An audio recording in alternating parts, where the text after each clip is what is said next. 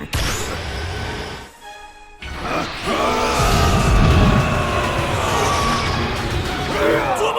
is that time again. Before I start, I gotta do this intro the proper way. So about Dragon Ball Legends. Let's talk about it. Rhyme, did you really just get up and walk out the screen and walk back down just to be dramatic in the intro? I did. If you want to fight me, see me in Dragon Ball Legends.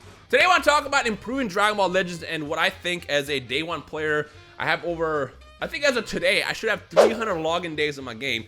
What I think the game needs as far as improvement and to make the game overall healthy. Now, of course, I'm just one guy. So in the comment section below, I want you guys to tell me if you've been playing the game, whether you've been playing for the past week or been playing for the past couple months, what you think should change. And this is the part where everyone's gonna be all like, give us more crystals. Hold on. Crystals are cool, but fixing the game is better. So focus on gameplay first, then the extra stuff. Because again, once the game is perfect, at that point, it's all about playing, and then we can worry about crystals. But if the game is busted and has as many issues as it had, especially this past week with LBR, it doesn't make the game fun to play. So focus on gameplay. So without further ado, I'm gonna hop into it. But I do plan to send this video to Bandai. So again, let me know what you have as far as personal improvements with the game down below. So, first things first, dedicated servers. I don't know why Bandai does not believe in dedicated servers for the games. I have no idea why. Don't know why. I know in the past, even with stuff like Content City and Toki Toki Lobby and the Xenoverse series, they had that actually hosted on the Sony servers and the Xbox servers, and then whatever Steam uses. But as far as their own service, they don't actually use any dedicated servers. It's always peer-to-peer, which is why you have so many issues. If you run into a player who's running off a toaster, the entire game is gonna lag. If you run into a player that has a modded file, you're gonna get cheated on. There's nothing you can do about it other than hit report and hope that that player has enough reports to get banned in the future. But if they had dedicated servers, they can clear out so many issues. Pretend I'm holding a stone. I could throw a stone in a dedicated server and fix like 20 or kill 20 birds. 20 birds, 1 stone if they had dedicated servers. You can remove people who cheat, because the second you try to enter PvP with like a modded file, you will get banned. It will make the gameplay a lot smoother as far as lag. I mean, you'll still get lag every now and then. You can't stop how players play if they're using 3G, 2G, or a dial-up connection. But it will make it a bit more smoother if they had dedicated servers. On top of that, you deal less with the major issues with the game, which again, the main one is going to be lag, and 2, no cheaters. At least that's what I was told. I don't know how actually true that is, but based on what I've seen from other past games, dedicated servers will solve so many issues, and for some reason, Bandai just refuses to invest in them. Don't know why. Number 2, Rising Rush. This is everyone's favorite topic. Now, since release, I have never thought Rising Rush was a problem. Obviously, Rising Rush is very, very powerful, and it can be a huge deciding factor of why you lose or win a fight. Rising Rush does decide a fight a lot. I feel like Rising Rush should be limited to once per fight. It should not be a situation where we can use Rising Rush twice or even 3 times. There have been fights with me where I've used Rising Rush 2 to 3 times, because if a fight lasts long enough, it's a good fight, you can't farm up a second or even a third one, and that could be the ultimate deciding factor why you win. And a lot of times people will just focus on just building that Rising Rush and then try to get that easy kill and then do it again. I think Rising Rush should be limited to only 1 fight. No damage nerf, none of that, just 1 fight. But why no damage nerf, Rhyme? Rising Rush does like 1 billion damage. The reason why is because, honestly, they've been releasing a lot of units since the game came out where you can literally tank Rising Rush. Units include stuff like Green Piccolo, which just got a buff, by the way. Green Piccolo is amazing now. Not that he wasn't before, but he's incredible right now. You have units like Zamasu, Green Vegeta, Yellow Goku, the one that no one even really used. Like, there's a lot of units in the game that are defensive options that are meant to tank Rising Rush and a counterattack. So what I think would happen is, if they limit a Rising Rush to only once per fight, then you have to be more strategic about who to throw it out against. For example, right now, my goal will be to just get Rising Rush as soon as possible and then try to Rising Rush your main character and then do it again. By the time I kill your second character, I'll have a second Rising Rush, and then it's an easy victory at that point. But if you limit Rising Rush to only once per fight, then at that point you have to figure out, when is the right time to do it? Should I take out their most important character? Should I take out this character just so they have less vanishes? What do I do? I feel like if they do Rising Rush once per fight, at that point you are focusing on a fight-based battle as opposed to who can get Rising Rush the fastest and then get that RNG-based win. So, I don't know. That one I feel like is going to be very, very debatable because a lot of people feel very strongly about it. I do know there's a lot of people that also hate Rising Rush. How do you guys feel about having Rising Rush limited to once per fight? Let me know down below. Speaking of issues, everyone's favorite topic. Feint. I hate Feint. To explain what Feint is a RNG-based effect that certain attacks have. What are you doing, dog? Oh, don't feint me. I'll beat your ass. Oh my God! All right, we're done here. After this, we're done. He fainted. Oh, you hate to see that. Now, the reason why I still talk about now as opposed to 6 months ago is because it's very, very common nowadays.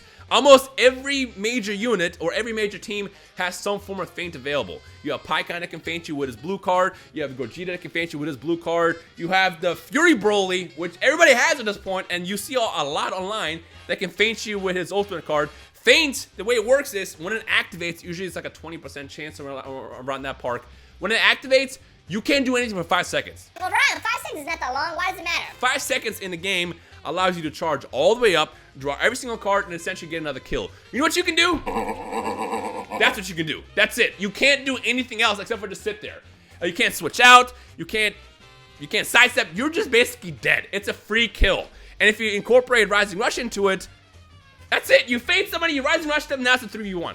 Just like that. So what I would do with feint, and there's so many things you can do. Number one, if you want to keep it the same and make feint 5 seconds, at least let me switch out. Because if I can switch out immediately after feint happens, then that still allows me to kind of counterattack and not lose the character immediately. Because right now what happens is, if you get feinted and they start a second combo after they charge a key all the way back up, and they're at a huge advantage, what happens is they start that second combo, and the second you switch out, Rising Rush.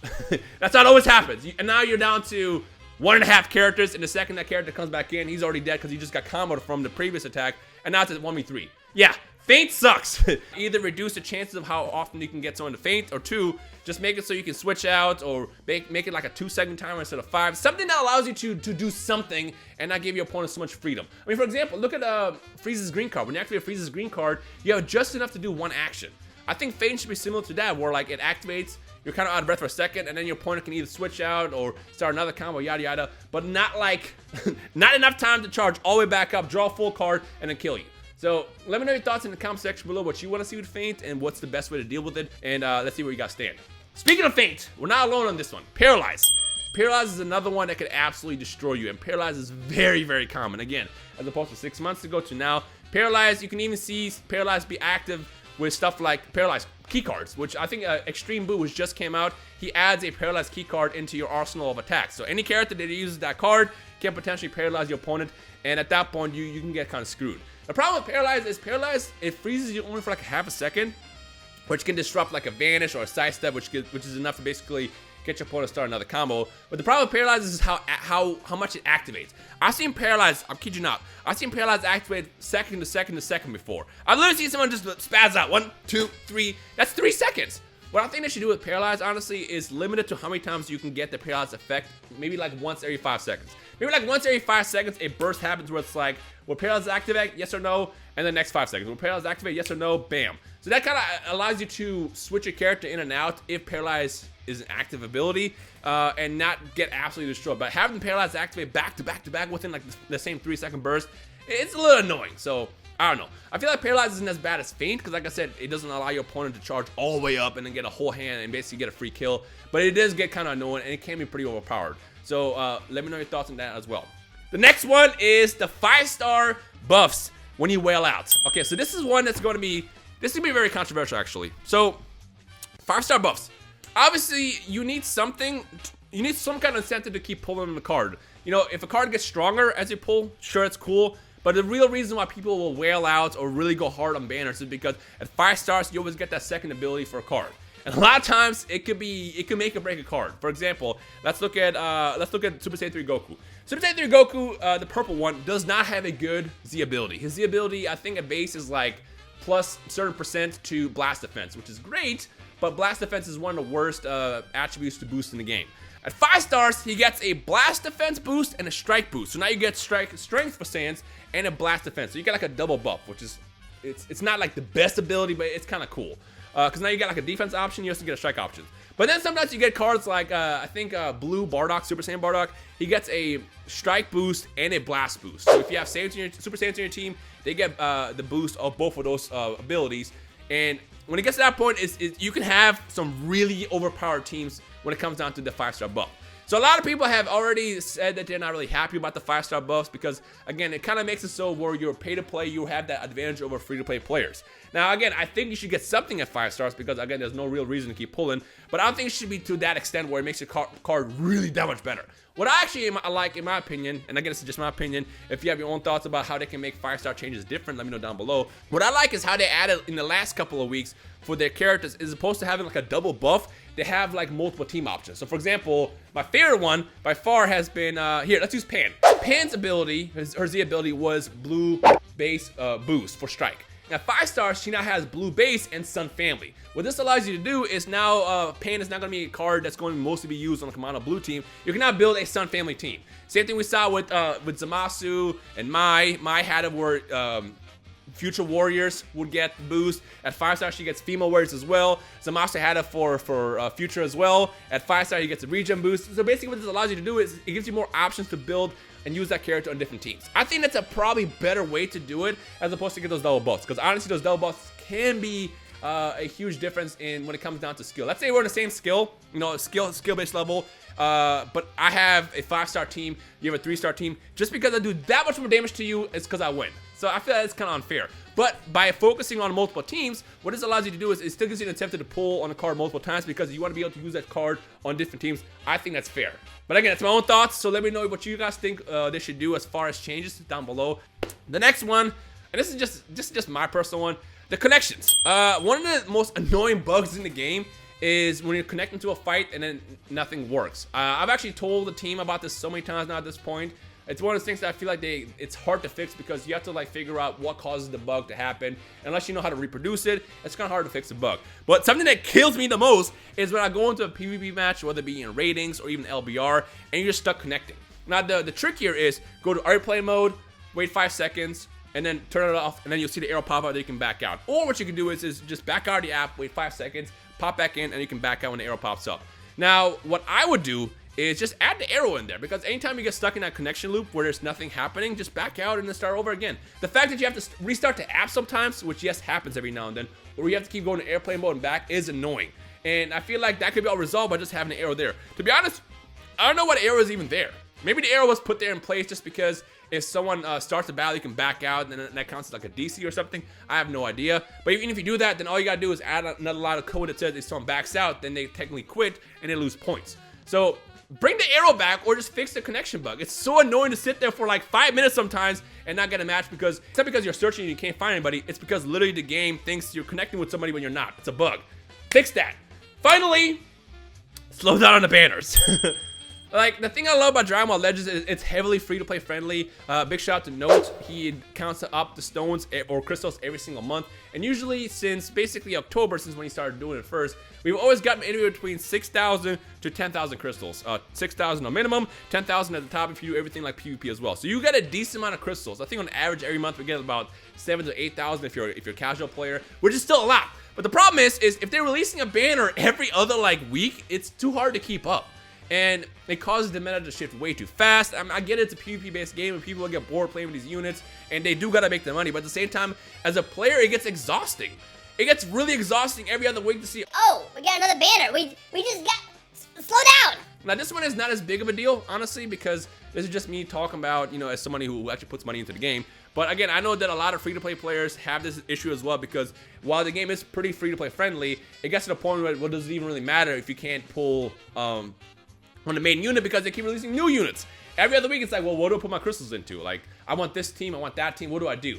I mean, I like the fact that they have stuff like, you know, the Master Pack banners that they release once every couple months that has everything that came out so far. But even then, it's like, by the time the next Master Pack banner comes out, it's like, well, those units are kind of irrelevant unless they get buffed. Which, by the way, shout out to the team for always buffing old units and making them stand up to current metas. That's kind of cool. But overall, they'll stop releasing banners so much. Gosh, like, I think maybe 2 to 3 banners a month is fine, but like literally having a new banner every other week, it's ridiculous because you have the USD banners, you get the Legends Rising banners, you get the Step Out banners when we get those, which by the way, I love Step Out banners, but not when there's so much happening all at once. Like, I don't want to have to pull in this game once every 3 days and like go hard on the banners because the game keeps throwing out more units at us. It gets kind of ridiculous. But again, that's more of my opinion. Again, it's not as big of a deal as the gameplay issues. Just something I want to kind of toss out there because this is something that we've been talking about in the game since the last like 3 or 4 months. So with that said, that's pretty much everything. Man, this video is a lot longer than I thought it was going to be. So let me know your thoughts in the comment section below what you think should change as far as gameplay and how you would improve it. Don't just say, hey, give me free crystals. Like, tell me actual changes if you play the game, and I can talk about it. Something else I talked about is maybe add GSP, guaranteed sparking units, because initially when the game came out, there wasn't enough to kind of like say that we can do that. But at this point, there's so many sparking units in the game, I don't think it's an issue. In fact, what they could even do to make GSPs not as overpowered is, you know, if you do a multi-summon, you can get like a guaranteed sparking. You can either throw in the old units, like have like a general pool for the last spot, or what you can do is because every banner has 5 sparkings, what you can do is on the last slide, if you do pull, or when you pull the GSP, instead of being 600 Z power, it could be like 200 Z power, something like that. That way it kind of makes the sparkings you pull in the banner still special, yet you don't always get shafts and you get only hero units in the end.